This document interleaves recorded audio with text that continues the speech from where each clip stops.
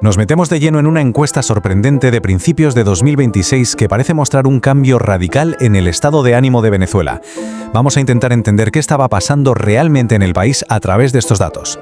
Para entender este fenómeno, podríamos empezar por una pregunta que lo resume todo. ¿Acaso se puede medir la esperanza en cifras? Pues parece que sí. Hay que quedarse con esta cifra, 77%. Este es el número que de alguna manera lo cambia todo y que está en el corazón de esta nueva narrativa venezolana que vamos a desgranar. Y aquí lo tenemos en contexto.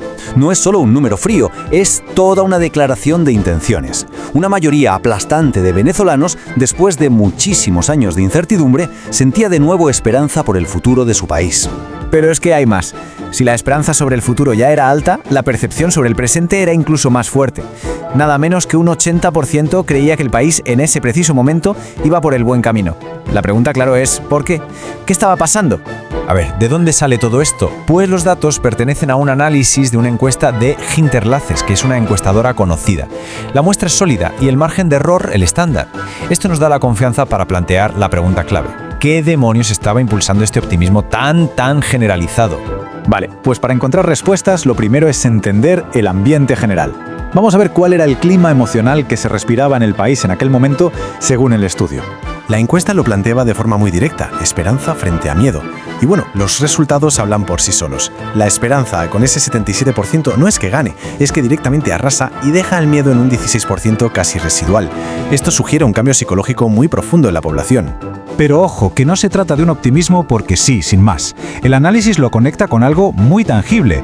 La gente percibía que había menos conflicto social y que la parálisis económica se estaba acabando. Se volvía a instalar la idea de que valía la pena quedarse en Venezuela para construir un futuro. Claro, un cambio de ánimo tan grande no surge de la nada. El informe lo vincula de forma directa con la percepción que se tenía del liderazgo político del momento. Vamos a ver qué decían exactamente los datos sobre esto.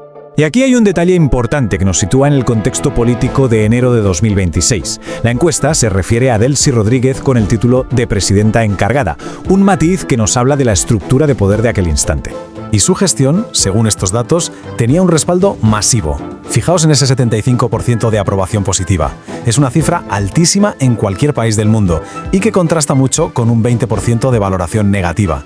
¿Cuál era la clave de este éxito? Pues la respuesta, según el análisis, estaba en la percepción pública. Al parecer, había logrado proyectar una imagen más de gestora eficaz, de alguien que resolvía problemas, que de figura ideológica. Daba la sensación de que la gente valoraba los resultados tangibles por encima de la eterna polarización política. Bien, y entonces, ¿cuáles eran esos resultados tangibles que estaban alimentando la esperanza de la gente? Pues el informe apunta sin dudarlo a un único lugar, al motor de todo, la economía. Más de la mitad de la población, un 64% para ser exactos, sentía que la situación económica del país estaba mejorando. Y claro, esa percepción positiva en el bolsillo es un motor de optimismo potentísimo. Ahora bien, para ser justos hay que entender este sentimiento con un matiz económico clave, el llamado efecto de base baja. Es sencillo, cuando se viene de una crisis tan profunda, cualquier pequeña mejora se percibe como un avance gigantesco. La simple estabilidad, por modesta que fuera, se sentía como una gran victoria. Pero ojo, que no era solo una percepción, ¿eh? Había datos concretos que respaldaban esa sensación de avance. El análisis destaca, por ejemplo, un crecimiento del consumo nacional de un 32% interanual solo en enero 2026. La gente estaba volviendo a gastar. Y lo más interesante es ver de dónde venía ese crecimiento. No era cosa de un solo sector, sino que parecía una reactivación bastante amplia, desde la industria del automóvil o el comercio digital hasta la producción nacional de alimentos. La economía por fin parecía moverse en varios frentes a la vez. Pero esta reactivación interna no estaba pasando en una burbuja. Según el documento, iba totalmente de la mano con un cambio muy significativo en las relaciones de Venezuela con el resto del mundo. Y aquí la pieza clave, el punto central de todo, fue el regreso de las Big Oil, de las grandes petroleras. El análisis destaca una nueva alianza energética con gigantes como Chevron, Shell, Repsol o Eni, que, según se informa, estaban volviendo a invertir con fuerza en el país. Y claro, este regreso de las empresas no fue casualidad.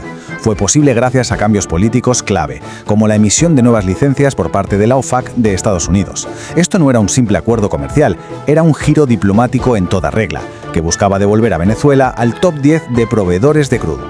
Pero mientras que dentro del país reinaba este optimismo, el informe señala que la mirada desde fuera era bastante más compleja.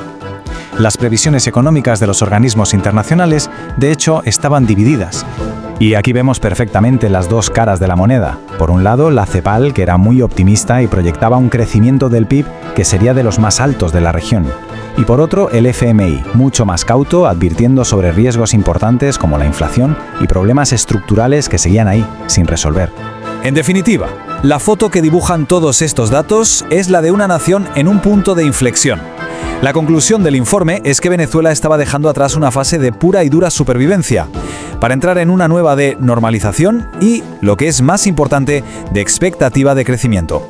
Y todo esto nos deja con la gran pregunta final, la pregunta del millón.